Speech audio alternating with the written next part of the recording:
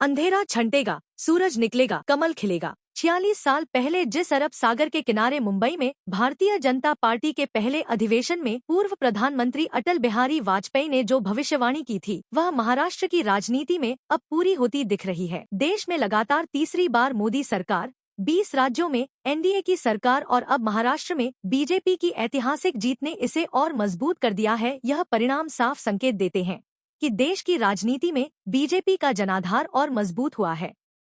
केरल में तिरुवनंतपुरम नगर निगम चुनाव में कमल खिलने के बाद अब महाराष्ट्र में भी बीजेपी ने नया इतिहास रच दिया है। प्रधानमंत्री नरेंद्र मोदी का कहना है कि पंचायत से लेकर पार्लियामेंट तक जनता का भरोसा भारतीय जनता पार्टी के साथ है। इसी भरोसे की नई और बड़ी किस्त महाराष्ट्र से सामने आई है। बीजेपी गठबंधन राज्य की 29 नगर निगमों में से 25 पर अपना परचम लहराता दिख रहा है। सबसे बड़ी जीत देश की सबसे अमीर नगर पालिका बृहन मुंबई महानगर पालिका BMC में मिली है। दशकों तक ठाकरे परिवार का अभेद्य किला मानी जाने वाली BMC में बीजेपी पहली बार सबसे बड़ी पार्टी बनकर उभरी है और अब मुंबई में बीजेपी का मेयर बनना तय है। नागपुर से पुणे, नासिक से सोलापुर तक बीजेपी गठबंधन ने जीत का परचम लहराया है। मुख्यमंत्री देवेंद्र फडणवीस ने इसे रिकॉर्ड तोड़ जनादेश करार दिया।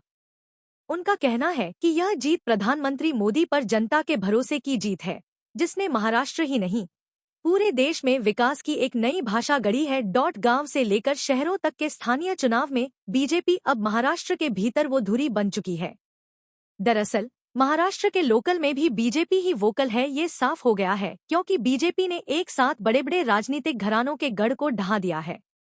सहकारी से सरकारी तक फॉर्मूले पर चलने वाला पवार परिवार एक होकर भी अपने किलों को बचाने में नाकाम रहा है। मराठी मानुष और हिंदू स्वाभिमान के मंत्र से चलने वाला ठाकरे परिवार भी एक होकर अपने गढ़ को बीजेपी के आगे बचा नहीं पाया।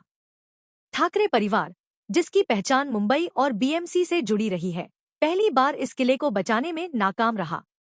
उद्धव ठाकरे और राज ठाकरे का 2 दशक बाद एक साथ आना भी बीजेपी के सामने असरदार साबित नहीं हुआ। इसी तरह शरद पवार और अजित पवार के एकजुट होने के बावजूद पुणे और पिंपरी चिंचवड़ जैसे गढ़ों में बीजेपी गठबंधन को रोकना संभव नहीं हो सका। वहीं कांग्रेस अलग अलग सहयोगियों के साथ चुनाव लड़ने के बावजूद पिछला प्रदर्शन नहीं दोहरा सकी।